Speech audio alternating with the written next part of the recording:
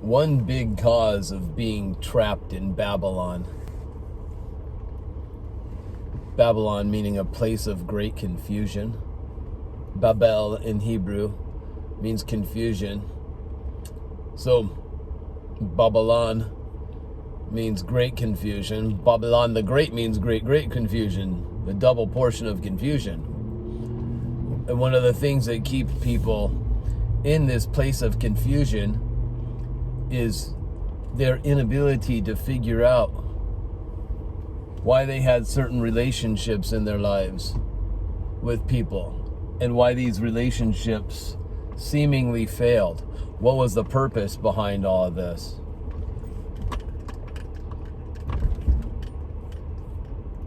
Now, I find myself doing this quite often.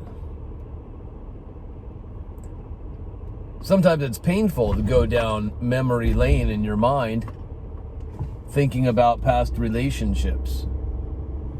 Because most likely, well, myself, I don't think of the negative things about the relationship. I mostly will start thinking about the positive things, but then those other things, so that I don't feel hurt and sad and start crying and boo-hoo and why didn't it work out, I actually do start to think about, well, these are the reasons why. And you can call those reasons the negative reasons, I suppose. And I'm not somebody to make myself out to be a victim. And I'm not somebody that doesn't take accountability where accountability is due. That's never been a problem of mine. I will say it is a problem with many women that I have been in relationships with, because I never get to hear from them if I ever speak to them, in the future or anything like that. I don't ever get to hear from them that they had a part in the failure of the relationship. They don't. It's strange that they don't take any accountability. And it's not my responsibility to point out into their face that they're accountable too. That's for them. And if they don't learn any accountability, then they actually haven't learned anything from the relationship at all. And most likely when they enter into another relationship, they'll just continue to do the same things that they've been doing all along, hoping to find that real man out there, that real guy who is going to do everything right, sweep them off of their feet. And then they'll have a happy life because they finally found the right guy. But do they ever think about being the right woman? I suppose they think they already are the right woman, But that's my experience. Maybe you guys have been in relationships with women, whether it's marriage or just dating, trying to find that marriage partner in your life. Some guys don't ever want to get married. They're just happy with dating and all that type of thing. Don't want to settle down or whatever. That's, everybody's different. But I know that, especially being raised a Jehovah's Witness, that I have this thing in me that I was always thinking, well, marriage. You're in a relationship to be married, to get married, right? So I found myself getting engaged and shooting for marriage quite quickly in relationships. And buying rings. And never had anybody give me back a ring yet. Hey, the relationship didn't work out. Here's that ring that you bought. Never had that happen before. So I suppose they keep the rings and spend it on whatever they're going to spend it on.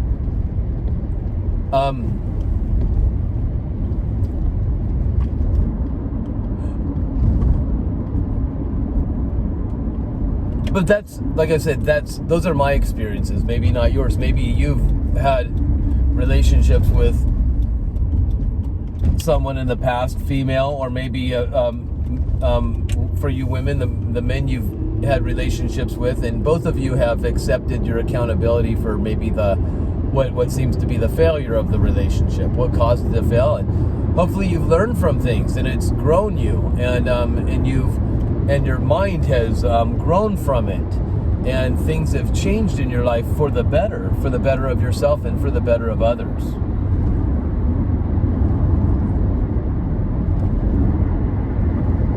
That's pretty cool if the both of you can agree that you actually had a part in why the relationship isn't what it is, doesn't exist in the way you were hoping for at the time. And today maybe it's different, right? I recently spoke to an ex-girlfriend of mine who the relationship had ended 12 years ago, and it really broke my heart. And it really tore my heart out. And I can say even to this day, I've never experienced a painful loss like I did with her, right? Not to say that the other losses in my life weren't painful through relationships and the other females were less than her. No, but I went through so much pain with this one. I'm like, I don't think I can ever experience that kind of pain again. And I just refuse to ever experience that kind of pain again from a relationship, because that hurt worse than everything. And, but I did learn and grow from it. I'm not saying to an ultimate mature level, because, you know, I've found myself making stupid mistakes in the next relationships. And needing to learn through extreme pain. It seems like I'm the guy that doesn't learn unless I go through extreme pain, right? Just like the Jehovah's Witnesses religion, getting out of that religion, I didn't get out of that religion until I had suffered extreme pain. And finally, I learned my lesson. Some of us, it takes extreme pain till you learn, till you change, right? I know there's a whole bunch of you that are saying, you know what, that's me. Oh, I'm going to just repeat back to you guys, that's me too, for some reason. I don't enjoy that, but, you know, I suppose, as they say, it is what it is. But going back to finding the purpose, that's what I want to talk about. Can you find the purpose in these relationships that don't exist anymore? Can you find the purpose of what these people in your life, why they were in your life, and even though they're not there anymore, did you ever learn the reason they were in your life, and did you grow from that? Or are you still just blaming them for everything and not taking any responsibility on your own and not allowing yourself to have the chance to grow? It's just like Babylon the Great. God says, you're in the midst of her, my people. Right? His people are in the very midst of her. This place of confusion. Great confusion. But God says, you got to get out of her. He already broke down the walls. He already knocked down and opened the gates. Right? The gatekeepers, they're just there to make you scared. You just got to walk right by them because they have no power or authority over you. They're just pretenders. They want you to think they do. So you got to get past this place of confusion and get out of her. Why does God put that responsibility on you? Because He gave you His Spirit, which is plenty enough. Right? Just like when Paul was told, my grace is sufficient for you. Well, God's telling you, His grace is sufficient for you, and what did He grace you with? He graced you with His Spirit. So you just got to discover who you are with the Spirit of God, what this Spirit contains, and how to use it. So let me tell you something about relationships.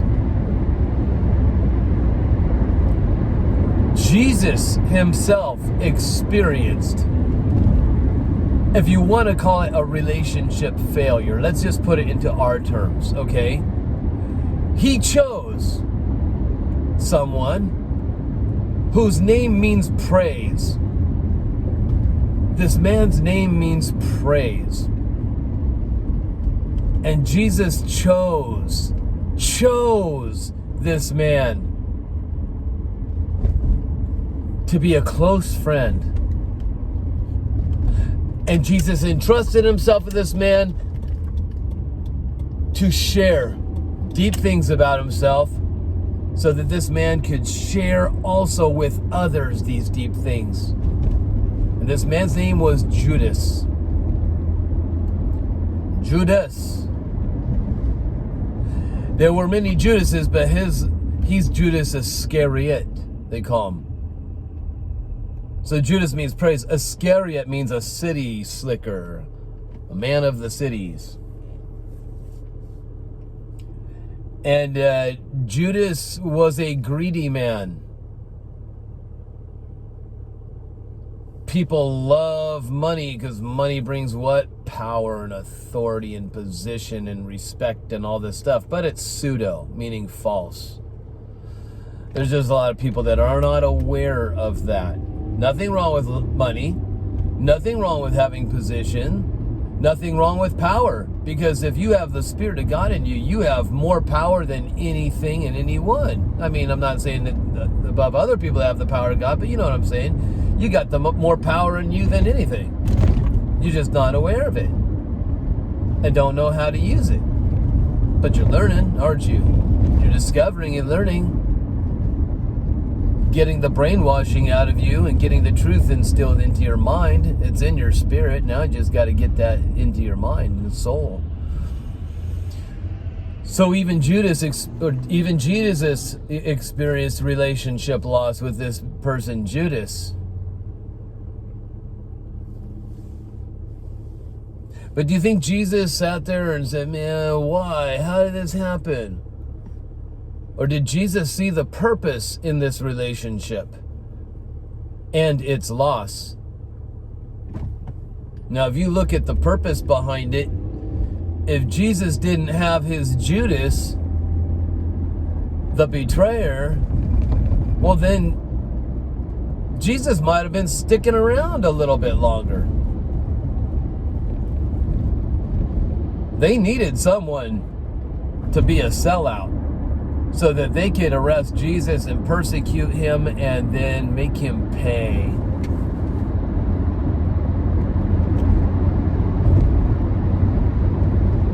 And he did pay. The price was for us, though, that he paid, unbeknownst to those that were his enemies. See, Judas, I suppose, saw Jesus as this, okay, he saw all the things Jesus did, but perhaps Jesus wasn't the Messiah that Judas was expecting. Most likely, Judas was expecting a Messiah that was going to come and make him rich, make Judas rich and all the other people rich, and give them power and positions. And they were given power, and they were given positions of authority, but not in the greedy way that Judas wanted. He wanted power and authority and position and money for different reasons. See, there are those that have power, authority, positions, money, but they are blessed and they realize they're blessed to be a blessing. And there are people that I know very wealthy and they are blessings to others. They are like rivers and they are part of my life and I appreciate them so much. I have learned so much from their examples that they've set. But see, that's not what Judas wanted. He was greedy, meaning he wanted all for himself. Mine, mine, mine. But even Jesus can find the purpose in that relationship. It might have seemed into the eyes of others a relationship disaster, a relationship failure. But if you can see it in the spirit, you'll see that there was great purpose behind that relationship. And if you can see things in the spirit, you can see the great purpose in the relationships that you might see as failure. Whether they failed you, you failed them. Sometimes it said it takes two to tango. But I don't think Jesus was the failure to Judas, although Judas could think Jesus was because, well, you weren't what I expected, right? And Judas, you know, his thinking might have never ever changed. He might have always put the blame on Jesus for that relationship failure. The problem with Judas is it led him to suicide when he realized what he had done.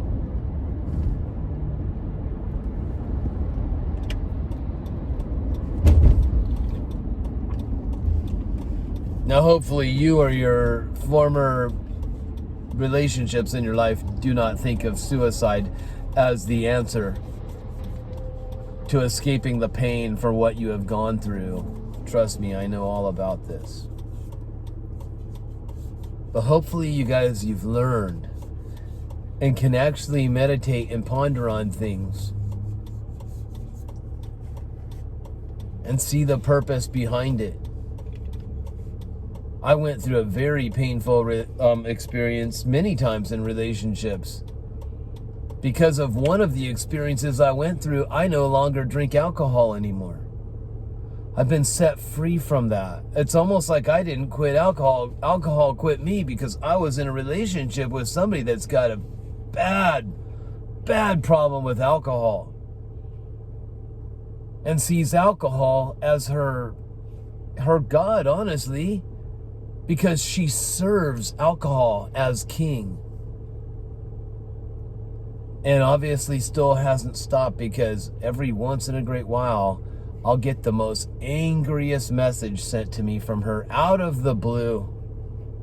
All this time goes by and think the person's healed from it, has learned from it, maybe has gotten closer to God through it, and instead, no. It's just like I get these drunken, angry messages, and I get cussed at like you wouldn't believe from somebody that's a believer but has a bad potty mouth.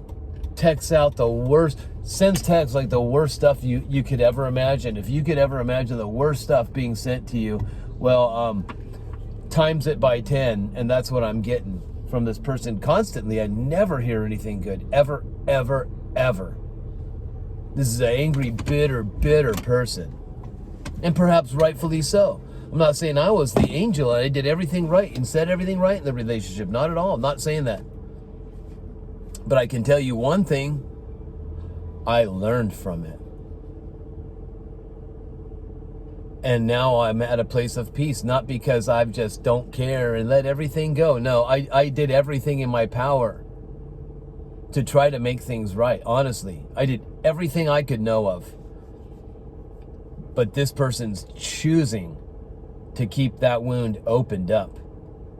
That person's choosing to make alcohol her God instead of Christ. Christ's her God on Sundays.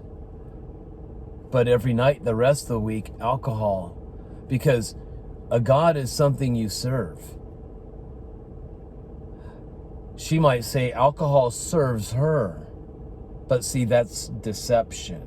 That's delusional. She's fooled herself.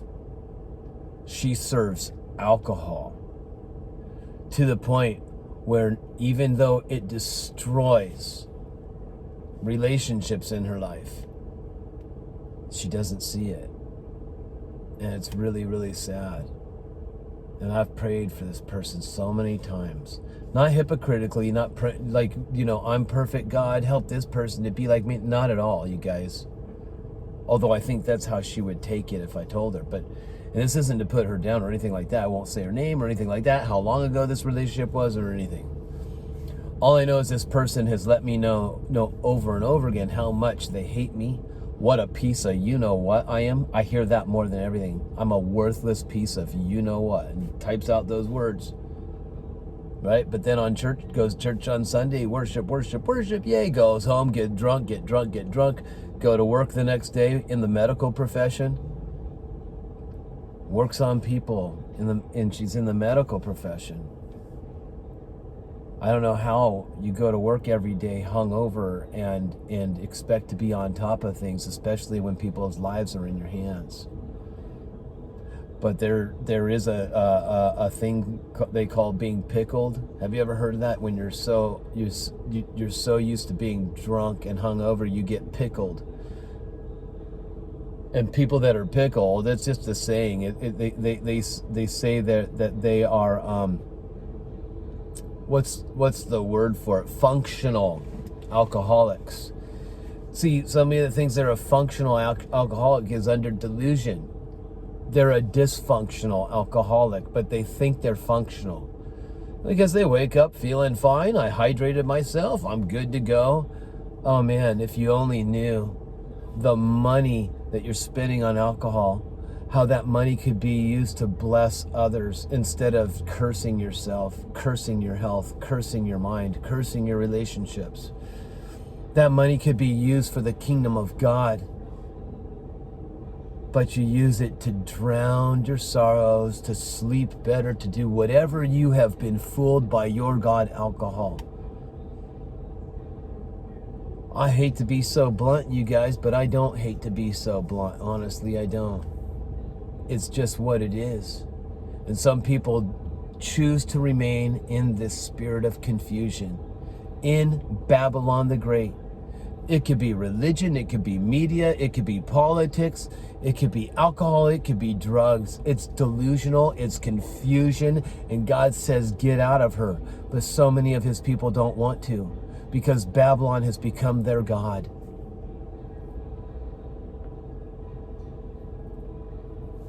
Do you hear what I'm saying? But going back to the relationship stuff, my friends. See, Jesus, he had a relationship that seems to have failed. It wasn't Jesus' fault it failed, but the other guy, Judas, could say, yes, it was his fault. He wasn't what I expected as Messiah. Everything I believed for Messiah, that wasn't him. So he'll put the blame on Jesus. Didn't allow himself to grow from Jesus, right? To grow from this relationship. So even Jesus knows. But can you do what Jesus did? Can you look back and see the purpose? Even if you were the one that failed and you say, you know what, I take 100% responsibility for the failure of that relationship. But what can you learn from that, right? Don't worry what that other person wants you to learn from it. Take it for yourself and just meditate on it and decide, you know what? I need to see the purpose in it. I need to see why this person was in my life, why I was in their life. What can I learn from this seeming failure? Yeah, that relationship I was talking about and some of the others, it seems to be failures. They seem to be failures. But what can you learn from it?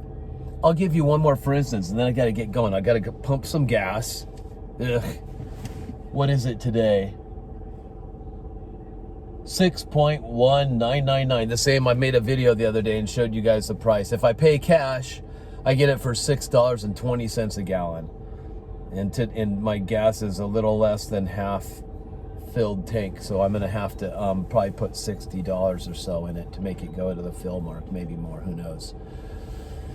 But anyway, so real quick, I was in a relationship, and this relationship was a pretty long-lasting one, even though I'd break up and then get back together, break up, get back together, break up, get back together, and I couldn't figure out why do I keep... I would always forget why I broke up with this person. But then when I'd be in the relationship, I didn't know how to handle things right. I probably looked like an angry, bitter person, and I mean, I would get accused of the strangest things. She would take my hands, and I'm a hairstylist, and she would take my hands and smell them and say, that's women's perfume. Where were you? Who were you with today? I'm like, I don't have women's perfume in my hands. You know, and after, when I'd get done with working, I always try to put lotion on my hands because my hands are in water all day when I was working in the salons, you know. I'm shampooing people's hair. My hands are in water all day, and they'd get so dry from always being in water and constantly washing them too, all day, every day. So at the end of the night, I remember thinking, man, I need to buy some hand lotion someday. But one of my co-workers, who was a female, she bought hand lotion for the salon. And it was very strong, perfumey, feminine smelling stuff. And I didn't like the smell of it, but I used it because it made my hands feel good. But this person I was with, dating, and would smell my hands and say, man, where were you today? Where were you? And not believe a word I said, thinking I'm out to get her. Also thought I was hiding money and all this stuff, right? And for some reason, when she would believe something, she would believe it. And there was no changing her mind. You couldn't convince her of things. And she was an amazing person. It was a really amazing relationship, but it ended finally. You know, and I'm not saying finally, like finally, thank you, God. No, it hurt really bad. But the thing is, I didn't know until other people kept telling me the same thing after it had ended. Mike, didn't you know that she has what's called Asperger's? And I'm like, what? Why does everybody keep telling me this? I wasn't aware of it. I didn't really know what Asperger's was. I definitely didn't recognize it in her until people read me all the symptoms of it, including this pastor that called me, who was also a marriage counselor.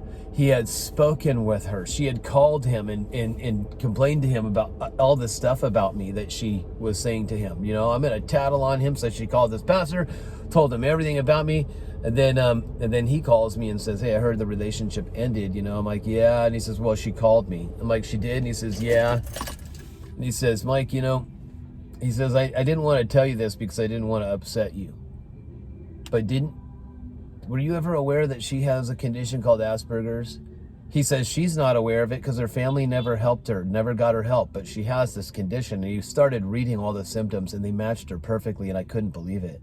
I actually was hearing everything he said and I started crying because my life flashed before my eyes with her. You know, I was remembering everything, and I'm like, why didn't I see this? I could have handled things so much better if I only would have known. And he said that. He says, he says, it could have been an amazing relationship only if you would have known, and only if she would have known also. But her parents never got her help because they were in denial about it. And then I get a phone call immediately after I hang up the phone with him. My sister and my mom call me. And they got me on speakerphone. Hey, Mike, is it cool that Mom's here? She just wanted to share something with you, you know. And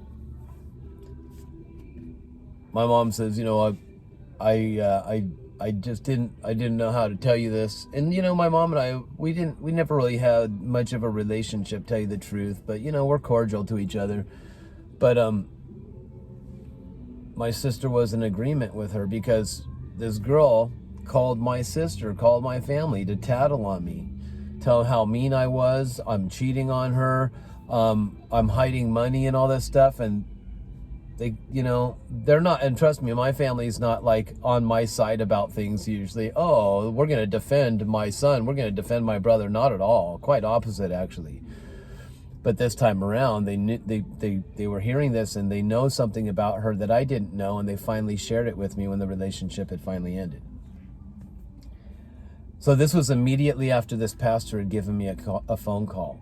Right afterward, my phone rings again. I thought it was him again. And it wasn't. It was my sister calling my mom, and they had me on speaker.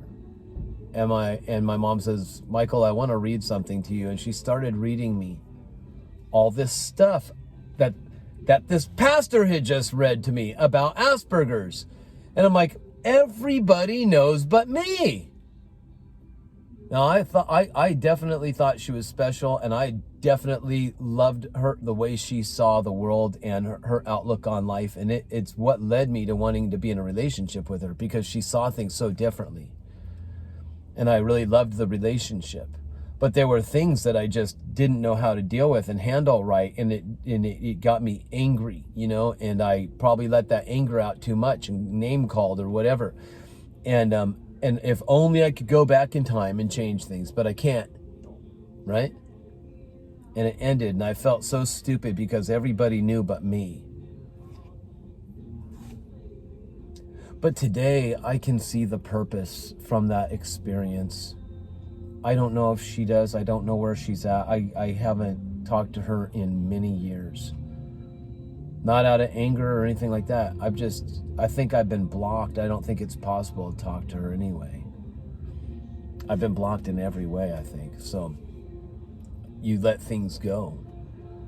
Whether she learned from it or not, I know I did. I learned a whole lot. I'm not saying I'm the best at learning things, because I'm telling you, I learned through pain. And I feel like I put myself through it every time. And I take responsibility for every relationship that's been lost. I can't sit and say it was all their fault. It was that, no, I take my accountability, right? I just got to learn not to beat myself up and get down that road of suicidal thinking again because I'm such a failure, right? Can't go down that road again. I can't justify myself, my actions, but I can say, thank you, Lord, that you've justified me not to misbehave and be a jerk and mistreat women and just keep on relationship failing over and over again, causing damage everywhere. No.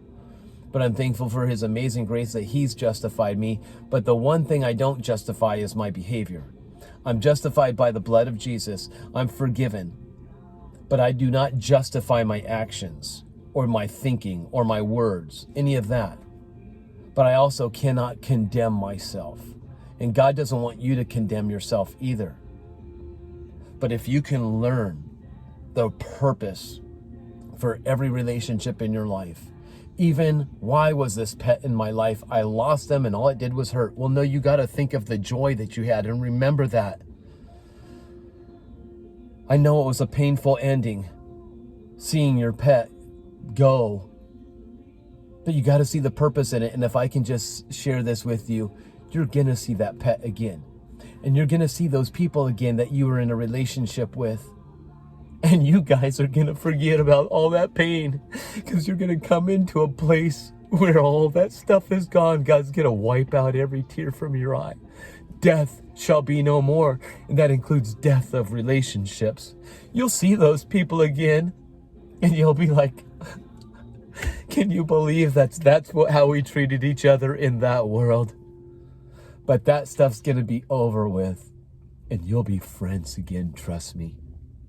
You might not be lovers again, but you're definitely going to have something more powerful than you ever had. And it's agape, and it will be pure. So just remember that. Anyway, I got to get going. And yeah, you can see this kind of stuff affects me. So anyway, I send you all my agape love. I hope this has been a blessing to you. And I'll see you all next time. Have a great day.